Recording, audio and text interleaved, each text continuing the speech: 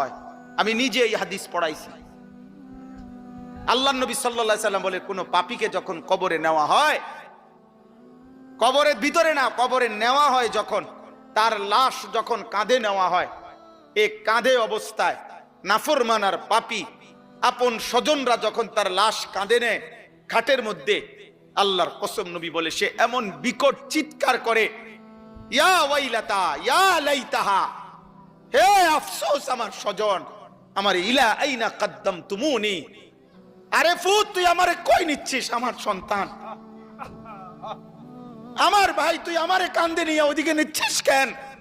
মনে আমারে মাইরা ফেলবে তো, আমারে কবরে দিস না রে আব্বা, আমারে কবরে দিস না, আমারে তো ফেরেশতা মাইরা ফেলবে,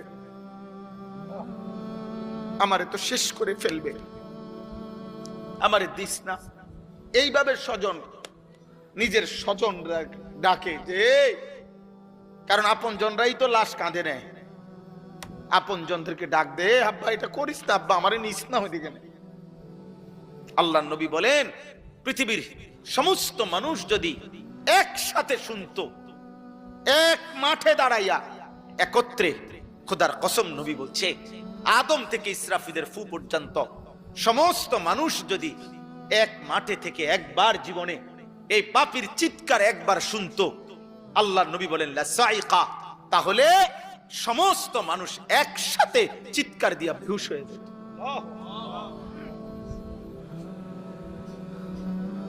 তোমরা মস্কারি মনে করছো, শেষ পর্যন্ত দিন শেষে মিলাইয়া দেখো, অর্জন তো কিছুই নাই।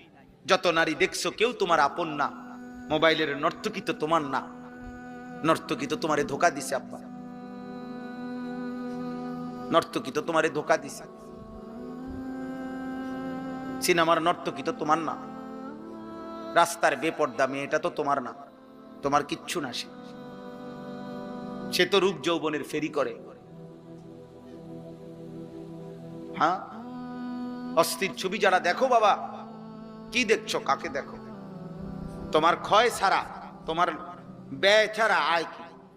মোবাইল গেল, এমবি গেল, চার্জ গেল, টাকা গেল, কোমরের ক্ষমতা গেল, হারাম বীর্যপাত হইল, লজ্জাস্থানের সক্ষমতা নষ্ট হইল, শেষ পর্যন্ত একদিন পঙ্গু, অচল ছাড়া, ধ্বজভঙ্গ ছাড়া আর কি?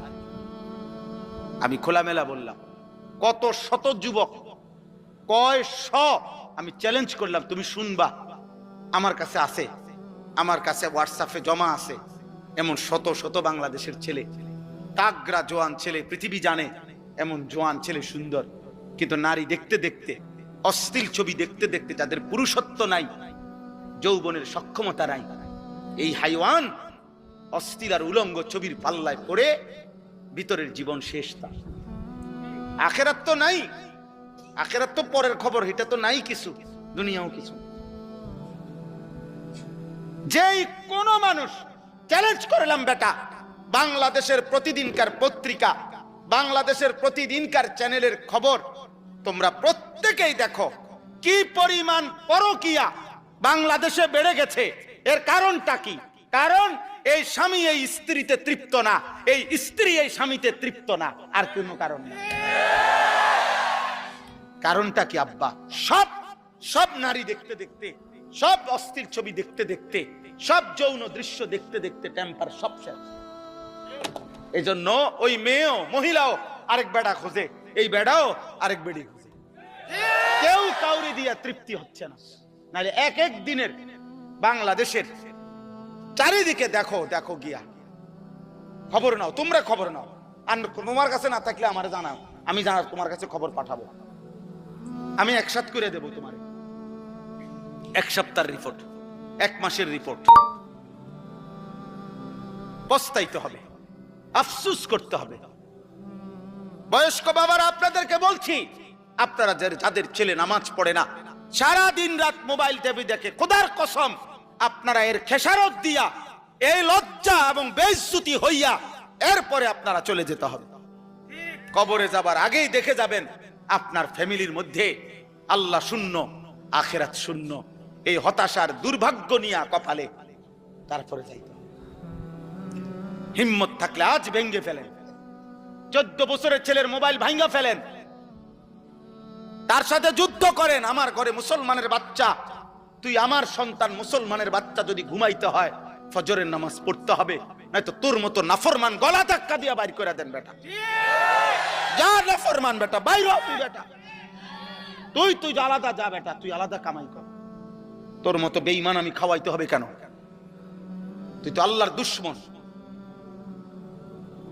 সেদিন এক অভিভাবক কাঁদা দিছে, একজন অভিভাবক আমার কাছে এসে বলছে, হুজুর আশ্চর্য, আপনার সর্বোচ্চ 12 থেকে 13 বছর হবে, আপন ঘর থেকে 2 লক্ষ টাকা চুরি করে নিয়ে গেছে গা, নিয়া 60টা মোবাইল কিনছে।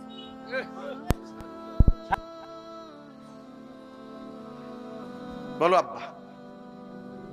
এক ফার্নিচার দোকানদার, উনি বলছে হুজুর আমার 2.5 লক্ষ টাকা কষ্ট করে জমানো টাকা, আমি নতুন মাল উঠামো, আমার ফুতে আমার ক্যাশের টাকাগুলা নিয়া 3 দিনে অনলাইনে জুয়া খেললা। আমিও এখন কাঁদি, আমার ফুতেও কাঁদে। আমার জীবনের হুজুর আর কিছু নাই, পুঁজি নাই। আমি 2.5 লাখ টাকা, একটা গরিব মানুষের 2.5 লাখ টাকার পুঁজি কি ছোটখাটো বিষয় দিয়া?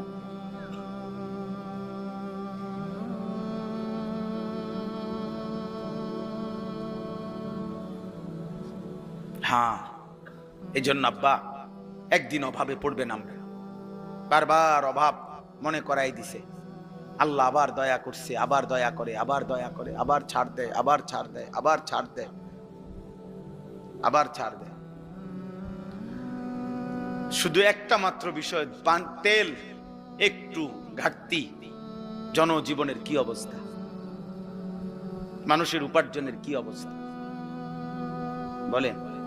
কত মানুষের উপার্জন, আমি তো প্রায় বলছি যে কত ভাবছি, ঢাকা শহরে হাজার হাজার ছেলে এখন ইদানিং কালে যারা মোটরসাইকেল দিয়া উপার্জন করে প্রতিদিন, মানে মোটরসাইকেল দিয়ে তাদের কামাই, হ্যাঁ ওভার পাঠাও এগুলা দিয়া, তাইলে এই ছেলেগুলোর ফ্যামিলি চলে, বউ বাচ্চা চলে। অনেকে আশা ভরসা করে শহরে বাসা লইছে, ছোট্ট বউ বাচ্চা নিয়ে চলতেছে, এই ছোট ইনকামটা দিয়া মার মুখে হাসি ফুটে। তাহলে এরা যদি 15 দিন তেল না পায়, তার ফ্যামিলি চলবে কিভাবে? আর আমাদের ছেলে পেলেদের চেহারা দেখলে বোঝা যায় অসভ্য, এমন অসভ্য যে পৃথিবীতে দুর্ভিক্ষ আসুক, মহামারী আসুক, আমার উপরে যদি আসমানও ভাঙ্গা পড়ে হুজুর, আমি আমার নারী নর্তকী মোবাইল ছবি দেখা থেকে 1 সুতা নড়ব না। আল্লাহরে বলেন আপনারা হুজুররা যদি বলিয়া আল্লাহরে আমগো মাথার উপরেও যদি আযাব দেয়, আমি আল্লাহরে সেজদা দেব না, দেবই না। আপনি আরো কইলো দিতাম, আমি নামাজ পড়তাম না, সাফ কথা। এই হলো তোমাদের অধিকাংশ ছেলে কলিজার ভিতরে, তোমরা এমন শক্ত অবস্থান নিয়ে নিছো, মানে আল্লাহর সাথে, যে আল্লাহকে চ্যালেঞ্জ ঘোষণা করে দিলা আর কি, যে আপনারে দেখায় দেব, সেজদা আপনাকে দেব না। আপনি কি করতে পারেন?